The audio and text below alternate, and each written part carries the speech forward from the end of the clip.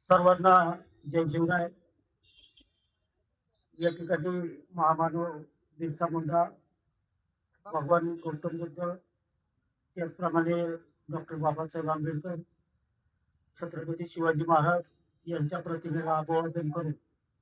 या ठिकाणी आपल्या सर्वांचे तरुण सहकारी सुरज भाऊ वाजके यांनी अदानी प्रकल्पाच्या विरोधामध्ये जे आंदोलन सुरू केलेलं आहे, त्या आंदोलनाला पाठिंबा देण्यासाठी या ठिकाणी आमच्या गावचे टिंबरे गावचे उपसरपंच संदीप भाऊ खरात असतील, त्याचप्रमाणे खरेदी विक्री संघाचे उपसभापती, माजी उपसभापती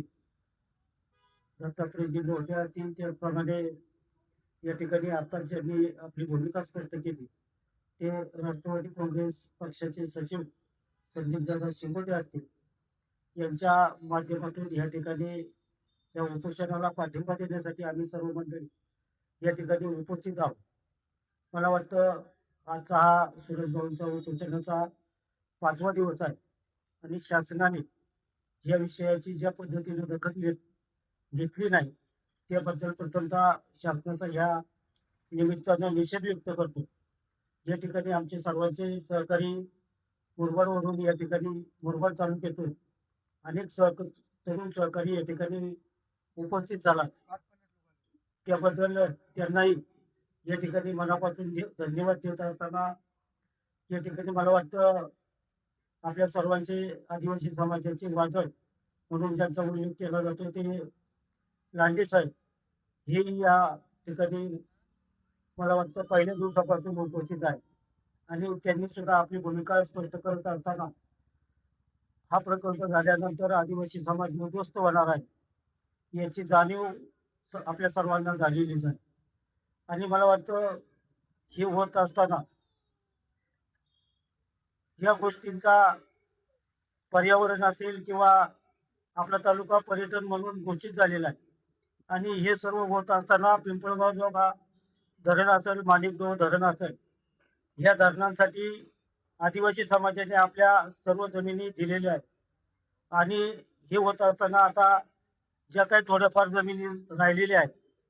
त्या जमिनी सुद्धा जर आपण शासनाने ताब्यात घेतल्या तर हा आदिवासी समाज निश्चितच उद्ध्वस्त झाल्याशिवाय राहणार नाही. आणि या परिस्थितीचं गांभीर्य लक्षात घेऊन सुरज भाऊंनी हे ठिकाणी जे आंदोलन सुरू केलेलं आहे ते निश्चितच आपल्या सर्वांच्या दृष्टीनं अतिशय गरजेचं आहे. आपण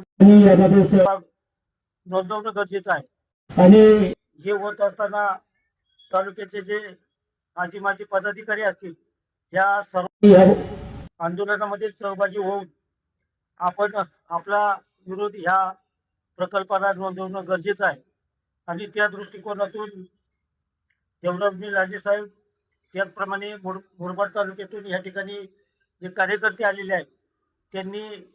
15 ऑगस्टच्या दिवशी म्हणजे आपल्या स्वातंत्र्य दिनाच्या दिवशी मड पारगाव या ठिकाणी रास्ता रोको आंदोलनाची घोषणा केलेली आहे आणि निश्चितच तालुक्यातील जे काही बाकीचे लोक आहेत त्यांनाही या माध्यमातून मी आवाहन करतो की आपण 15 ऑगस्टला त्या आंदोलनामध्ये सहभागी व्हावं आणि कोणत्याही परिस्थितीत हा प्रकल्प झाला नाही पाहिजे ही आपली भूमिका आपण सर्वांनी त्या ठिकाणी ठेवायची आहे. आणि निश्चितच या पुढील काळात आपण सर्वजण एकत्र येऊन सुरज भाऊंच्या पाठीशी खंबीरपणे उभे राहूया अशा पद्धतीची भावना या निमित्तानं व्यक्त करतो आणि थांबतो. धन्यवाद.